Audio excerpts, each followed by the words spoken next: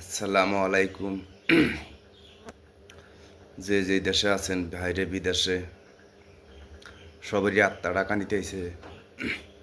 বাড়িতে আসার জন্য কেউ আশা হারতেছেন না, কেউ ঠিকাদারে পয়সা দিতেছেন না, কেউ কামের জন্য আশা হারতেছেন না। সবেরই জন্য সমস্যা।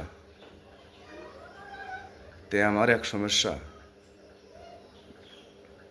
আপনাদের বাপ মার নিগে বিরাট মহব্বত ঠেকতেছে, আশা হারতেছেন না বাল বাচ্চার নিগে।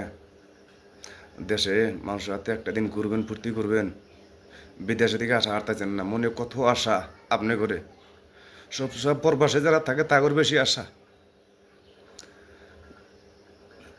আশা হলো না বাড়িত, কত ভাই বোন হাতে খেলাধুলা করলো নি।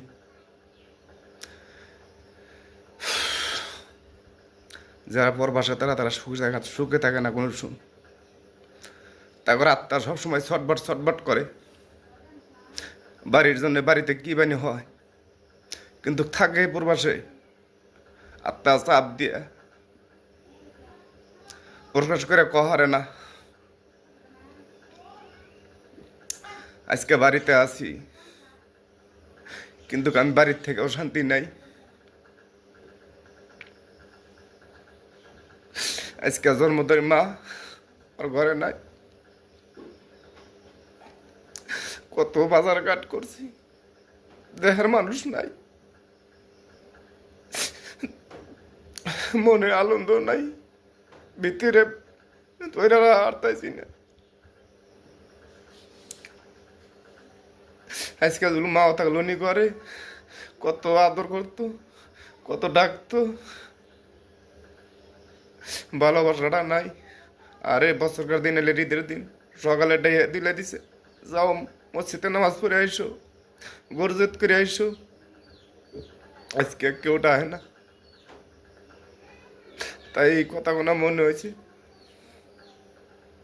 বছরকার দিন হাইরে অন্তর কানিতেছে মায়ের নিগে। আল্লাহ তুমি ব্যস্তবাসী বানাই দিও আমার মায়ের। কতজনের মা বাপ হারা, তাগর মনে শান্তি নেই আমার মতন, অন্তর কাঁদিতেছে, প্রকাশে হারতাইছে না। কিভাবে ঠেকতেছে তার, যার বাবা মা হারা,